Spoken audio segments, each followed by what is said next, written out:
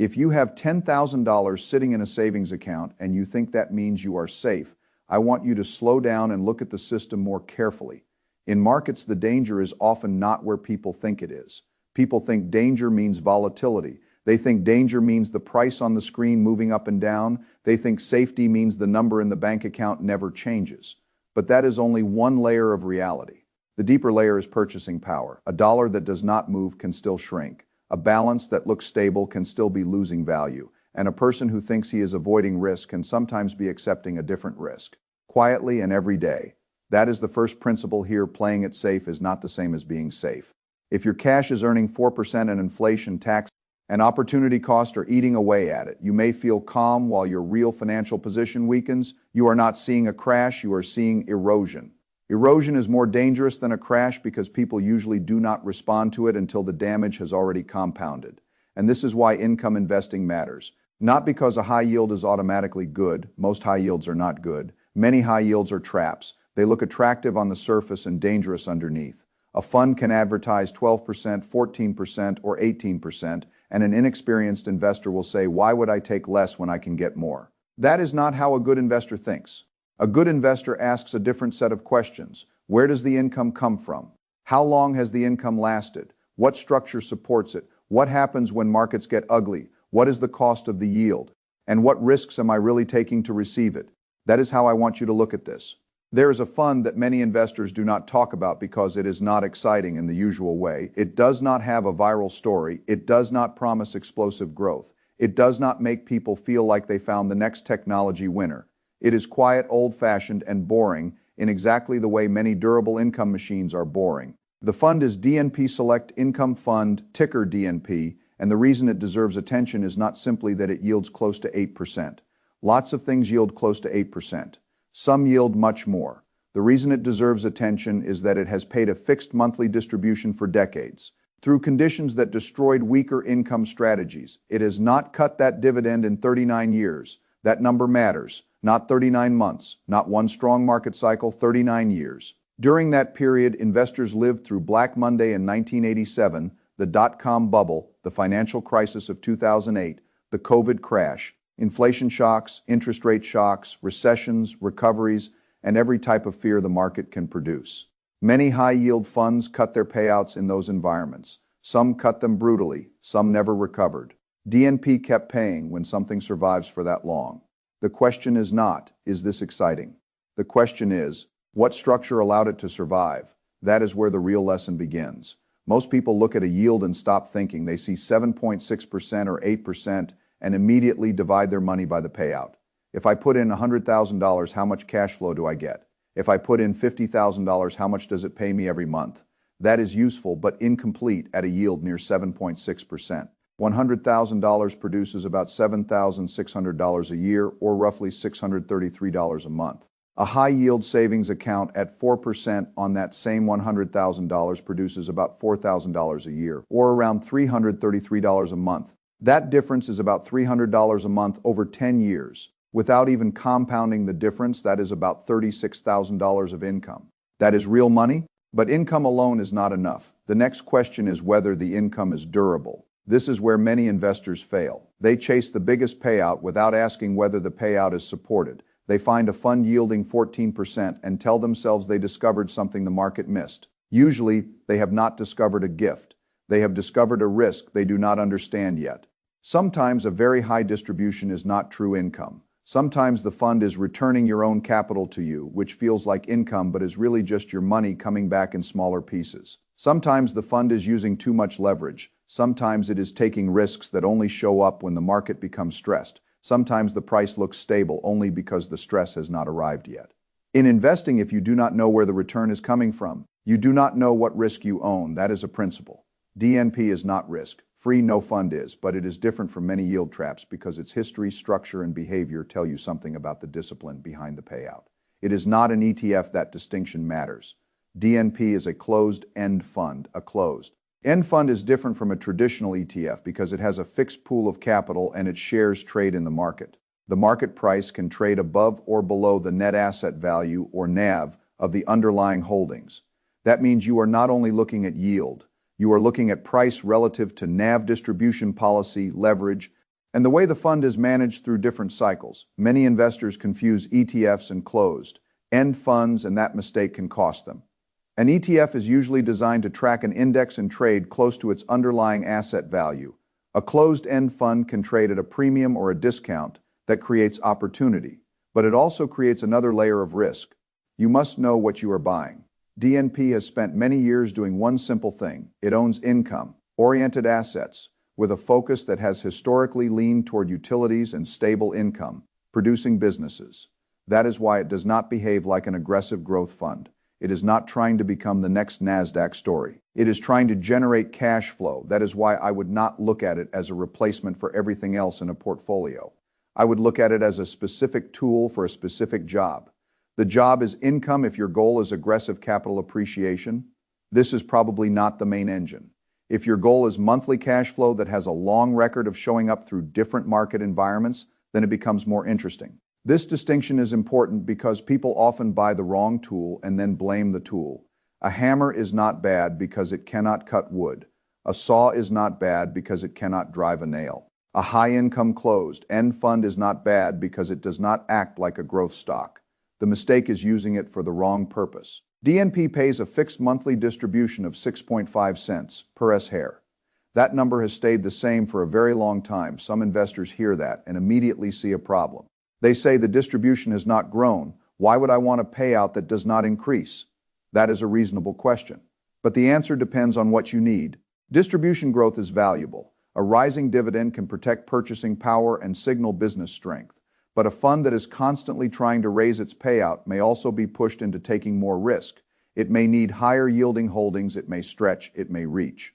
And when a strategy reaches too far for income, the break often comes later and hurts more. Sometimes no change is not weakness, sometimes no change is discipline. A fixed payout that can be maintained through crash after crash may be more valuable to an income investor than a rising payout that becomes unsustainable. The question is not whether the number grows every year. The question is whether the number can survive. This is the difference between appearance and reality. Many investors want the highest visible yield. I want the most reliable system. The other feature that makes DNP unusual is something most investors have never heard of until they already own it or until they miss it entirely. It is the discounted DRIP. A DRIP is a dividend reinvestment plan. Normally, when a fund pays you a distribution, you can take it in cash or reinvest it into more shares. Most funds simply reinvest at the market price. If the share price is $10.22, you reinvest at $10.22. DNP has a structure that can be more powerful when the fund is trading at a premium to NAV. It may allow shareholders to reinvest distributions into new shares at a 5% discount to the market price. That sounds small, but small edges matter when they repeat. If the market price is around $10.22 and the discounted reinvestment price is around $9.71, the reinvested income buys more shares than a normal reinvestment would, and the next month, those extra shares produce more income. Then the next month, the income buys still more shares. The advantage is not dramatic in 1 month. It is powerful because it repeats. This is how compounding usually works. It rarely feels dramatic at first. It feels small, almost invisible. Then the repetition changes the outcome. When you combine a monthly distribution with reinvestment and a recurring discount, you create a compounding mechanism that is different from ordinary income collection. It is not magic. It is simple arithmetic. More shares produce more distributions buy more shares. A discount increases the number of shares bought with the same dollars. That is a feedback loop, and in investing, durable feedback loops matter. But there is a practical problem. Not every brokerage handles discounted closed-end fund DRIPs correctly. Some do not. Some customer service representatives may understand the question immediately. Others may not know what you are talking about. So if an investor is serious about using this feature, the first step is not buying blindly. The first step is calling the brokerage and asking a specific question. Do you support discounted DRIP reinvestment for closed-end funds? If they say yes, then you understand the mechanics. If they say no, then you must include that in your return expectations. The headline yield is not the whole story. Execution matters. This is another principle. A good strategy implemented badly is not a good strategy. Now, let us deal with the emotional part. Why does a fund like this appeal to people? Because many investors are caught between two uncomfortable choices. On one side, they hold cash and feel safe, but their cash does not produce enough income. On the other side, they see high-yield investments and fear being trapped by something unsustainable. They do not want to gamble. They do not want to be foolish. They want cash flow that does not collapse the first time the market becomes hostile. That is a rational desire. But rational desire is not enough. You still need a framework. The framework begins by understanding the difference between income, total return, and safety. Income is what the investment pays you. Total return is what you actually earn after price changes and reinvested distributions. Safety is not the absence of movement. Safety is the probability that the system can survive bad environments. A fund that pays 8% and loses 30% of NAV permanently is not safe. A fund that pays 4% and quietly loses purchasing power may not be safe either. A fund that pays monthly, survives multiple crises, and maintains discipline may deserve study, even if it still carries real risks. Risk is not one thing, it is many things. There is price risk. DNP's share price can move, it can fall. It can trade at a premium that later narrows. If you overpay relative to NAV, your future return can suffer. There is interest rate risk. Income-oriented funds often react to changes in rates. If rates rise sharply, the market may reprice income assets. That does not automatically destroy the fund, but it can create volatility. There is leverage risk. Closed-end funds often use leverage to enhance income. Leverage can help returns in normal environments, but it can hurt when markets are stressed. There is distribution risk. The 39-year record matters, but it does not guarantee the next 39 years. A long history is evidence, not a promise. There is opportunity cost. If you put too much money into an income fund, you may limit your exposure to growth assets. That might be appropriate for one investor and wrong for another. This is why position sizing matters. I would not want a person to hear 8% and put all their money into one fund. That is not investing. That is concentration without enough thought. The better question is, what role could this play inside a broader portfolio for a retiree? It may be a monthly income sleeve for a pre-retiree. It may be a reinvestment machine for a younger investor. It may be less attractive than growth assets because the priority may be long-term appreciation. For someone holding too much idle cash, it may be one option to study carefully. The answer depends on the person. Principles are universal, portfolios are personal. This is why I like comparing DNP with alternatives. A good decision usually becomes clearer when you compare it against real options, not against nothing. One alternative is UTF, the Cohen Steers Infrastructure Fund. It also pays monthly and has significant utility and infrastructure exposure. Its yield is lower, around 6.9%, and it has a long history without a distribution cut since inception. It may offer more geographic and sector diversification than a more utility-focused income fund. For an investor who wants infrastructure exposure and income, UTF deserves a look. Another alternative is UTG, the Reeves Utility Income Fund. It currently yields lower, around 6.1%, but the trade-off is distribution growth. UTG has raised its distribution many times since inception, and its payout has roughly doubled from its starting level. It has also produced strong total returns compared with many income alternatives. If an investor wants a lower starting yield but a better history of distribution growth, UTG may be the more fitting tool. This is the key idea. DNP may be better for someone prioritizing higher current income and distribution stability. UTG may be better for someone willing to accept less income today in exchange for growth in that income. Over time, UTF may be better for someone who wants broader infrastructure exposure. None of these statements mean one fund is always best. They mean the investor must match the tool to the job. When I look at income investing, I think in systems. A system has inputs, outputs, constraints, and failure points. The input is capital, the output is income, the constraints are taxes, inflation, volatility, liquidity, and personal needs. The failure points are distribution cuts, forced selling, bad timing, overconcentration, and misunderstood structure. If you do not define the system, you will likely chase numbers. If you chase numbers, the market will eventually teach you why that is dangerous. The most common mistake is confusing yield with return. A fund can pay a large yield and still destroy wealth. Another fund can pay a moderate yield and compound steadily. The right way to evaluate income is to ask whether the distribution comes from a sustainable system and whether total return remains healthy over time. That is why DNP's long-term NAV total return matters. The distribution is not just a headline.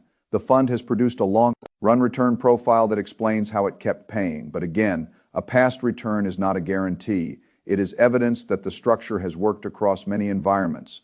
Evidence matters. Guarantees do not exist. I would also be careful with the phrase safest 8%. There is no such thing as safe in an absolute sense when the yield is tied to a market asset. There is only relatively safer, relatively more durable, and better understood. A savings account and a closed-end fund are not the same instrument. One offers stability of principal up to insured limits. The other offers market income with price movement. The trade-off is different. This is why the real question is not, should I move all my cash into DNP? The real question is, what am I trying to solve? If you need emergency reserves, do not put them into a closed-end fund. Emergency reserves need liquidity and stability. If you need money in the next 6 months, cash is not failing you. It is doing its job. But if you have long-term capital sitting in cash because fear has made you inactive, then you should at least calculate the cost of that inactivity. If $50,000 is earning 4% and a thoughtful income position could produce around 7.6%, the difference is about $1,800 per year. Over 10 years, that is about $18,000 before considering compounding. The difference does not mean you should automatically buy. It means you should run the numbers. A serious investor does not act from fear or excitement. A serious investor runs the numbers. The practical process is simple. First, know the current yield, because yield changes with price. If the fund trades lower, the yield rises. If the fund trades higher, the yield falls. A 7.6% yield today is not a permanent yield on new capital. It depends on the price you pay. Second, check the premium or discount to NAV.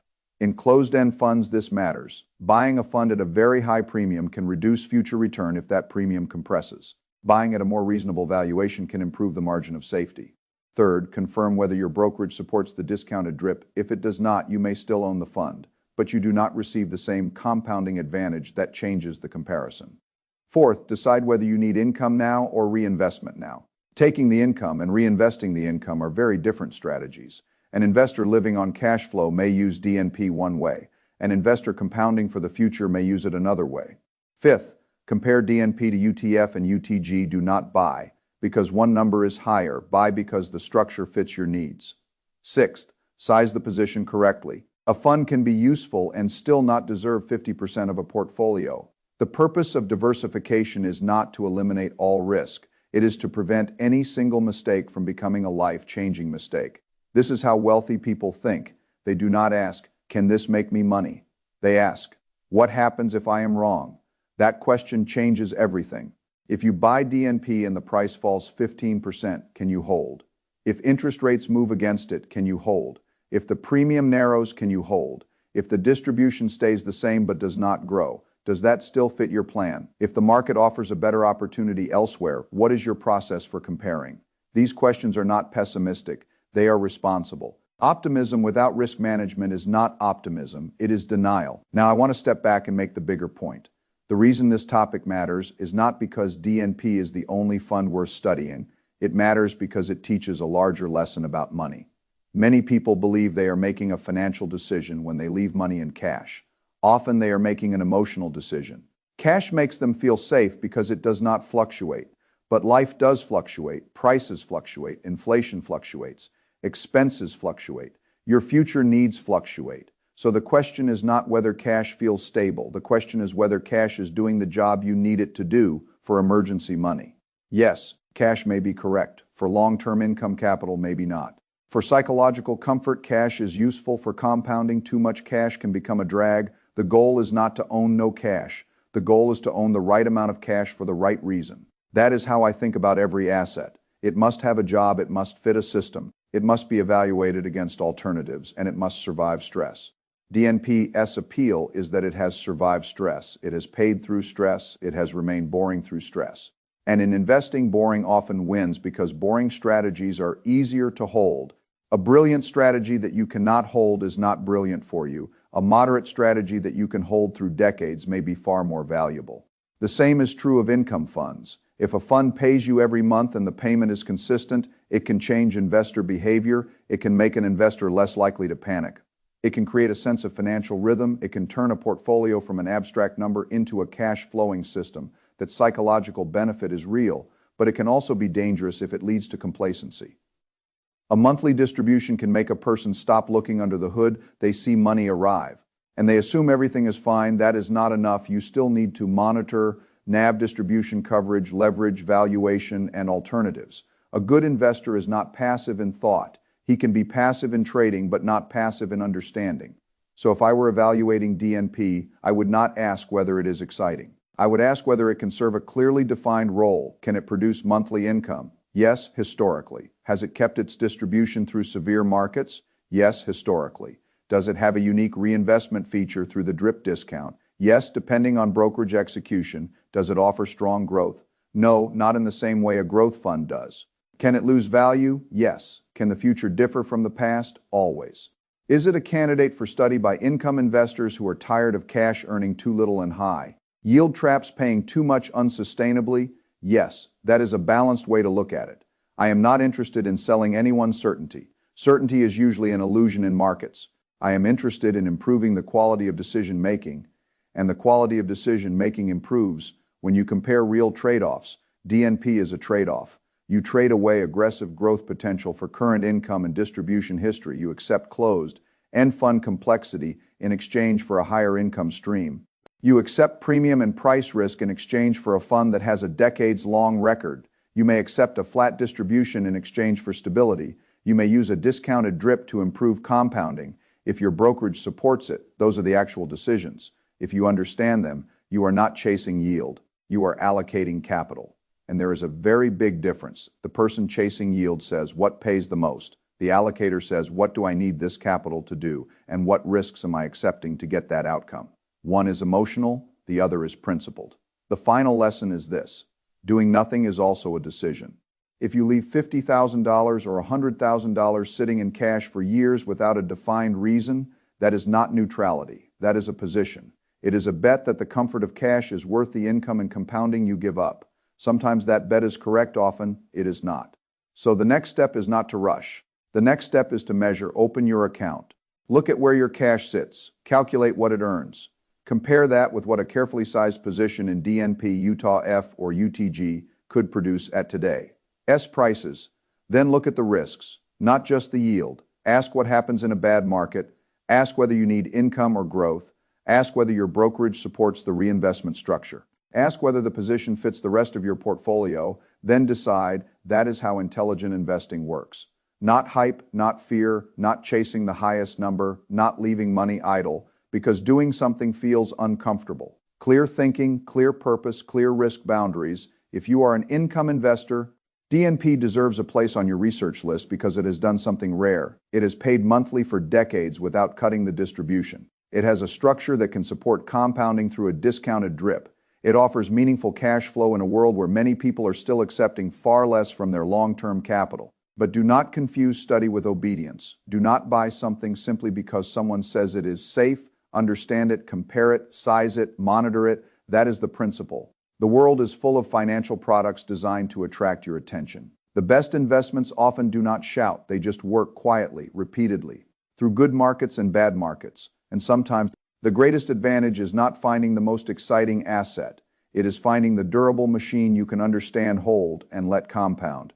That may be the real lesson of DNP. Not that every investor should own it, but that serious income investing is not about chasing the biggest yield. It is about finding the income stream that can keep showing up when excitement disappears. When headlines turn ugly and when everyone else discovers that the yield they chased was never as safe as it looked, that is why you do the work before you buy. Because once you understand the system, the decision becomes calmer, and calm decisions repeated over time are one of the greatest advantages an investor can have.